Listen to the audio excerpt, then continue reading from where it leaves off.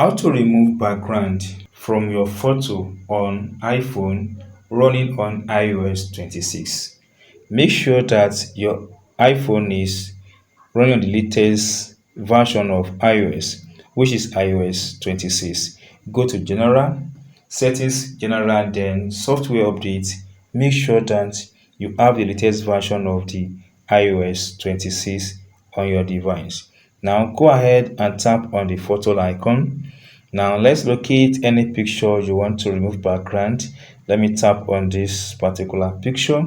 Now to remove background from this photo, tap and hold for a few seconds until it brings out that.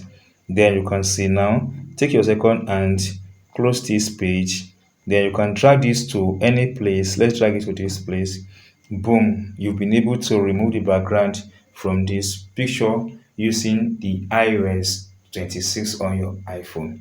If you get this tip and if you're not subscribed, please subscribe for more updates like this.